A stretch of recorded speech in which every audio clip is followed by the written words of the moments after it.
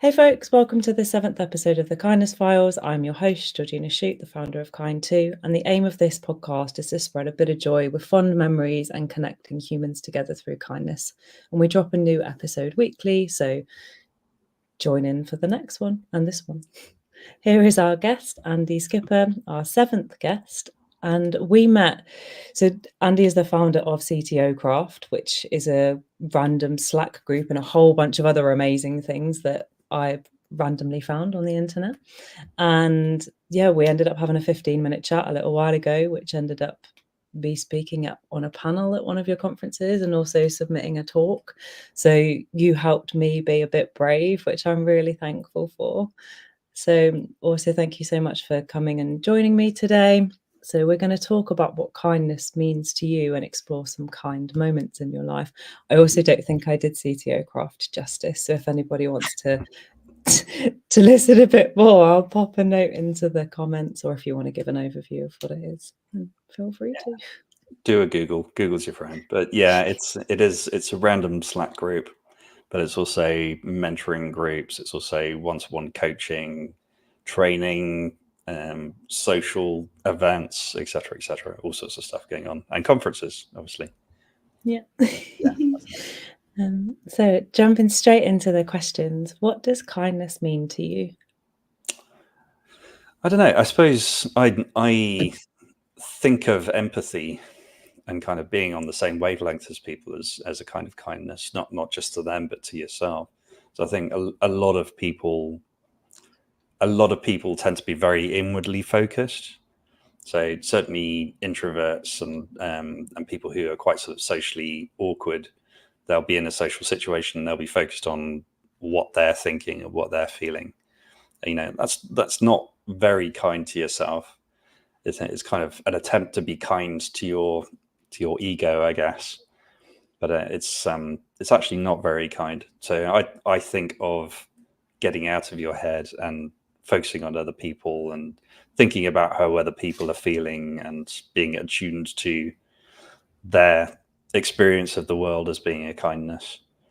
That's not the only one bit of it, but yeah, for sure. Yeah, definitely. And I think the more people I speak to, the more it's really interesting to hear different people's definitions of kindness, and the inward versus outward thing. It's come up a few times. And I think when you're in a social situation where you find really difficult, there is some kindness into yourself and going, do you know what, this might not be for me right now. So I'm gonna bow out and I'm gonna do something else. Yeah, I think that's actually better for the people that you're around as well as yourself. You know, I think it's possible to put yourself in a situation where you can actually make the situation worse by forcing yourself to be in that position and feeling awkward and feeling shy and just trying to make it work when it doesn't. Yeah. So top tip, do things that work for you and things that you enjoy. Yeah, I think it's that doesn't mean stop working, but just being aware of your limits and your what gives you energy and what doesn't give you energy. Be kind to yourself. Absolutely. Yeah, absolutely. Question number 2 is, can you tell me about a time where you remember an act of kindness and why it stuck with you? So I suppose the biggest act of kindness that sticks out for me is probably from a therapist that I had. So I think it was actually the first therapist that I worked with way back in like the mid noughties. And I was very, very reserved as a kid and as a young adult. I was very socially awkward and anxious. And the biggest learning that I took from those therapy sessions was that nobody is really thinking about me all the time. So, that was one of the biggest problems I have. And quite a lot of the answers I'm giving here are about kindness to myself, which is a bit weird. But essentially that's what it was. It was pointing out that everybody had the same worries, had the same stresses, and I wasn't, this unique little snowflake who worried about myself all the time. Everybody was experiencing the same difficulties, and that was a massive step change for me in my kind of maturation, but also my social sphere. I became much more socially apt after that. And that was that was a real change for me, a big step stone. I think those acts of self-kindness for me then perpetuate into the conversations that you have, like the kinder we are to ourselves, kind of trickles into the interactions that we have with other people. Yeah, I think so. I think I'd say my family is a very kind of empathetic family. We certainly go out of our way, all of us, I think, to be kind to other people and to be generous and to be humble. And I think potentially in my childhood, I kind of internalized that a bit too much. So I was too kind and too humble and too self-effacing, and that's going back to that social situation conversation. It's not kind to me, but it's also not kind to the people that I'm around, really. So yeah, that's it. I think it's really amazing that you're taking the learnings from, your childhood and things that you've had with therapists, and you're turning it into a world where you want to be in. I think that's so powerful. Absolutely, yeah. And I think a lot of those learnings and a lot of the kind of the psyche that I built up beyond that therapy and in further therapy sessions has made its way into what CTO Craft is. It's very much a touchy-feely kind of place to be, I guess you'd say. People are very It feels supportive. like it feels like a proper supportive community that feels like there's a welcoming. And when I spoke at the conference, I spoke to a few people afterwards, and there didn't feel like there was any judgment or going back to that internalization of, everybody's looking at you. And actually, people have got their own stuff going on. And what I found about CTO Craft is it seems like a community where people are like, you've got our own stuff going on, but actually, how can we help each other? Which I really enjoy. Yeah, that's it. And whether consciously or subconsciously, I think quite a lot of that comes from how I've put people together and the kind of people that we allow into the community. Absolutely. And also how we manage the community, right? Yeah. Yeah, makes a big difference. It's a kind community. Yeah, it is a very kind community. It is indeed. Next question. Sometimes I get a bit stuck when we're having like a really good conversation, and I think actually I need to continue with the question. It's all good. Next question is, what are you most thankful for?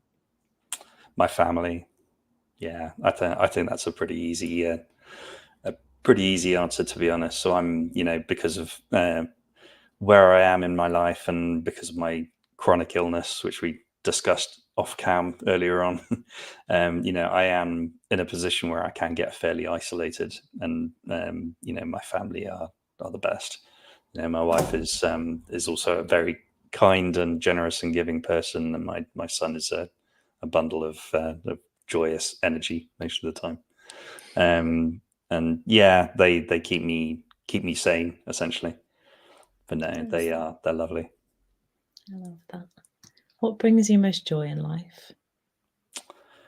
Probably my family again, but I'd say just seeing how fun and how supportive and so on the community has been to people and the positive effects it's had, and then some of the more in-depth stuff we do, like mentoring circles, seeing people progress through their career, see people come back from the brink of burnout, etc., etc. Those things give me a lot of joy as well. My personal favorite part of the whole CTO Craft thing is coaching people one-to-one, and I get a lot out of that. There's I probably shouldn't say it, but I get as much out of it as they do, to be honest. But yeah, that's it really. But my family give me joy, huge joy. I think there's also a compoundingness of kindness, and the one-on-one conversations lead into those mentorship circles and that kind of thing, and how it all, from a network effect point of view, it all really connects in. Yeah, snowballs. Yeah. Yeah, absolutely. If you knew you couldn't fail, what would you do? It's a really good question. I don't know. I don't think there's a lot. At this stage of my life, there's not a huge amount that I look back and say, I wish I would have been able to do this. I've achieved one of my life goals, which is starting a business and getting it to a point where it's sort of successful. I've started a family. I've moved to a city that I'm enjoying living in. There's not much that I have on my bucket list, put it that way. I think one of the things that I do miss, having lived with a chronic condition for the last sort of 10, 11 years, is travel. So, if I knew that my illness wouldn't get in the way, I'd probably do or have done a lot more travel. But other than that, I'm happy. There's not much I'm missing out. Yeah, no, I feel you on the chronic conditions. I do. Different conditions, similar struggles, one would say. Mm-hmm. When was the last time you did something for the first time? Wow, that's a good question. Do you know what? I don't have an answer for that. I can't think of the last time I didn't. I mean, other than very small things like walking on a new beach and things like That's that. cool. That is something. That is definitely a first time thing. I suppose so. We moved from London to Belfast about 4 years ago, and there are still parts of the coastline and parts of the city that I haven't explored properly yet. So there's a lot of exploration and meeting new people and trying new restaurants, all that sort of stuff. But nothing major beyond that. Yeah, I think for me, there's so much joy and peace in nature and exploring different parts of it. I love being on a beach when the weather's quite bad and you can just see out into the ocean and it's doing its own thing. Right. There's something so powerful about that. That's it. Yeah. Penultimate question. How have you treated yourself with kindness lately? I think just being a bit less hard on myself about needing to take time off. So, the chronic illness that I have has meant that I've had to set a lot of things aside professionally in the past, and I've really beaten myself up about those things. There was a company that I joined as CTO that was basically my bucket list company to work at, let alone be a CTO at, which I had to walk away from after 3 months because of the chronic illness problems, and I was in a deep depression because of having to lose that for about a year. But these days, I think when I need to miss something, or if I need to take a few days out, I'm a bit more philosophical about it. I think I probably matured to the point where I can see that not everything is within my control. I think that's the biggest thing I've learnt, or I've built into my psyche as I've grown up, is not to worry about not having control as much. I was very control oriented and defensive when I was younger, and nowadays I'm just like, it's not going to kill me. It's not the end of the world. But that's probably it. Just giving myself some slack. Nice. I like that. I appreciate that. And final question. If you could write a kind note to a stranger, what would you write? So I know you've had a little bit of time to think about it and put it on a Post-it note. So could you please show the Post-it note to the screen and read it out? You're doing fine. Don't worry about them. Oh, there's a little smiley face. I'm a big fan of emojis. I know there's this whole thing about some people don't like them. I love emojis. Excellent. Yeah, emojis and Giphy are my language. There you go. I love them. Yeah. Thank you so much, Andy, for joining me. You're very welcome. And next week we're going to be talking to another awesome human, so please join us. Yeah, thanks very much. Enjoy the rest of your day. Thanks, folks. Bye. See you later. Thanks all.